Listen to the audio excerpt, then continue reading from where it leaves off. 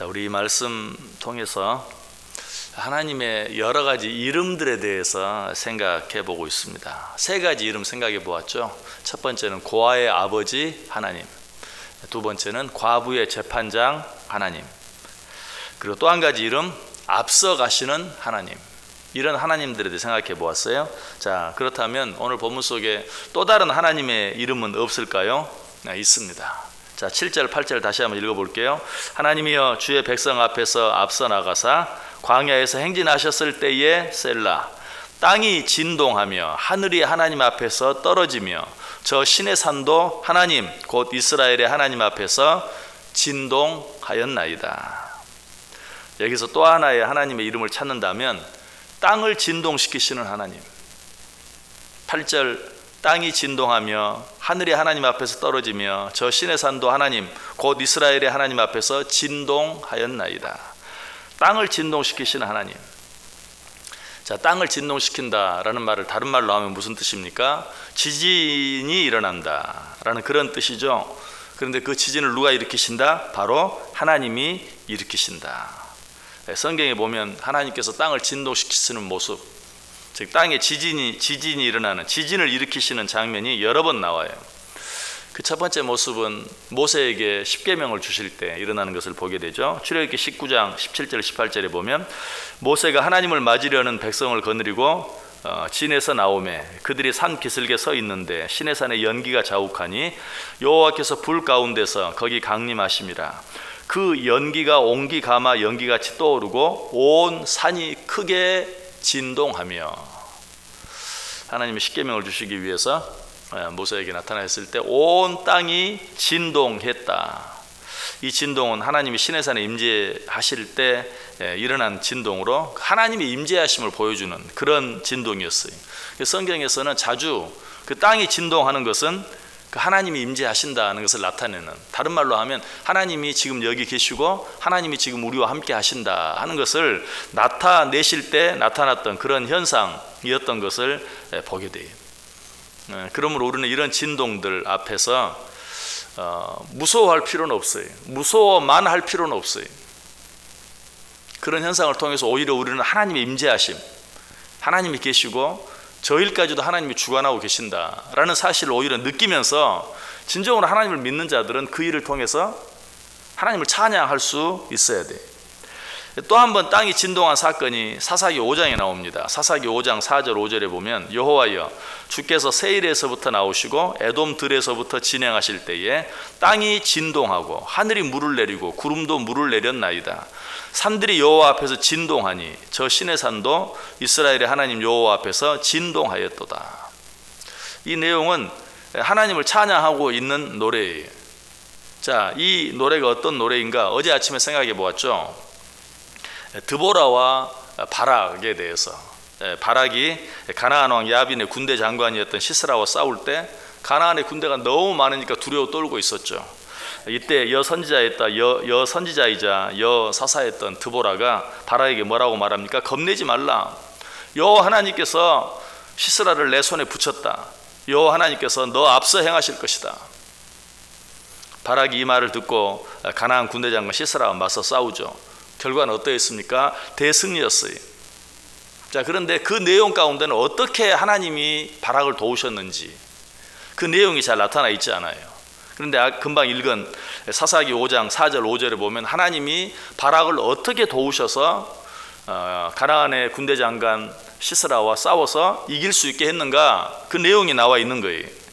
여호와여 주께서 세일에서부터 나오시고 에돔 들에서부터 진행하실 때에 땅이 진동하고 하늘이 물을 내리고 구름도 물을 내렸나이다.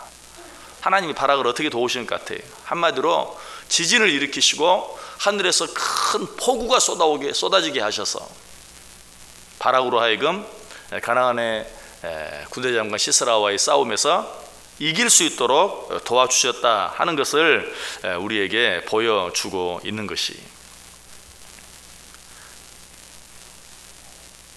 지금 드보라와 바락은 이런 하나님의 모습, 땅을 진동시키시기도 하시고 지진을 일으키시기도 하시고 필요하면 또 폭우를 내리기도 하시는 그 하나님을 찬양하고 있어요. 하나님은 천지를 말씀으로 창조하신 분이시죠. 그 하나님께서는 우리가 어디를 가든지 우리를 앞서 가 주실 뿐만 아니라 필요하면 이런 자연 현상들까지 동원하셔서 우리를 도와주신다. 필요하면 우리를 위해서 지진을 일으켜서라도, 필요하면 우리를 위해서 폭우를 내리셔서라도 우리를 도와주신다 하는 것이, 그러므로 우리는 이런 일들 앞에서 두려워만 하고 있을 것이 아니라 하나님의 어미하심, 하나님의 전능하심, 그리고 우리를 향한 그런 하나님의 사랑들을 오히려 느끼면서 하나님을 어떻게 해야 된다? 찬양할 수 있어야 된다. 하나님은 원하기만 하시면 이런 모든 자연현상까지도 동원하셔서 당신의 백성들을 도우시고 당신의 백성들과 함께 해주신다. 자, 여기에서 이렇게 설교를 끝낼 수 있으면 참 좋겠죠. 그러나 하나님께서는 이런 모든 자연 만물 또 자연 현상을 통해서 당신의 백성들, 당신의 사랑하는 자들과 함께 하시고 그들을 도와주신다라는 사실로만 이 말씀을 마칠 수가 없어요. 왜? 거기까지는 사랑의 하나님의 모습이고, 우리 하나님은 사랑의 하나님이실 뿐만 아니라 또 어떤 하나님? 공의의 하나님이시죠. 자, 공의의 하나님께서는 어떻게 하시는가? 때때로 우리의 어떤 잘못을 책망하시고 우리의 어떤 잘못에 대해서 징계하시기 위해서 땅을 진동시키기도 하시고 또 폭우를 내리시기도 하신다. 사무엘하 22장 8절 9절에 이에 땅이 진동하고 떨며 하늘의 기초가 요동하고 흔들렸으니 그의 진노로 말미암음이로다. 하나님의 진노로 말미암아서 땅이 진동할 때도 있는, 또 시편 18편 7절에도 이에 땅이 진동하고 산들의 터도 요동하였으니 그의 진노로 말미암음이로다. 한 구절 더 보면 스가랴 14장 5절에도 그 산 골짜기는 아셀까지 이를지라 너희가 그 산 골짜기로 도망하되 유다 왕 우시야 때에 지진을 피하여 도망하던 것 같이 하리라.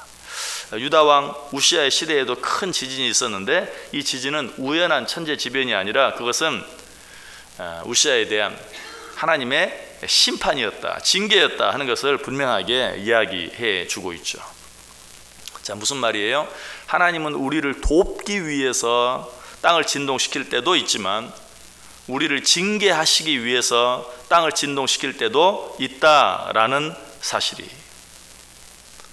그러므로 우리는 이런 자연 현상들 앞에서 어떻게 해야 되겠어요? 먼저는 전능하신 하나님을 찬양할 수 있어야 돼요. 하나님의 힘이 얼마나 크신가, 하나님의 능력이 얼마나 크신가, 하나님을 찬양할 수 있어야 돼요. 그리고 그 하나님을 경외할 수 있어야 돼요.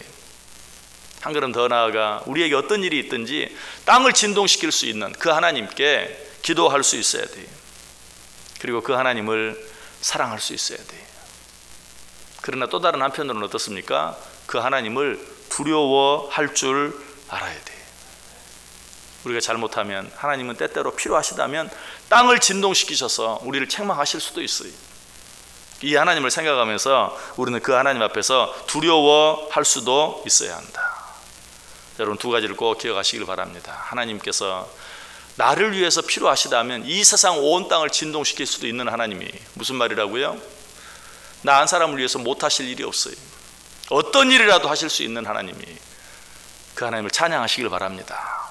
다른 한편으로는 정말 그 하나님, 우리가 하나님 앞에 잘못했을 때 땅을 진동시킴으로 우리를 책망하실 수도 있어요. 징계하실 수도 있어요. 우리는 그 하나님을 무서워할 줄도 알아야 돼요. 두려워할 줄도 알아야 돼요. 이 하루 살아가면서 이 하나님의 두 가지 모습 생각하면서 한편으로는 정말 튼튼하게, 담대하게, 감사하면서 찬송하면서, 그러나 다른 한편으로는 이 하나님 앞에서 두려워 떨며 경외하는 마음으로 살아갈 때 오늘 하루 우리의 삶이 하나님의 임재하심을 느끼며 그 하나님의 임재하심을 인정하며 그 하나님과 함께하며 살아가는 복된 삶 꼭 되실 수 있기를 주님의 이름으로 간절히 축원합니다. 기도하겠습니다. 하나님 감사합니다.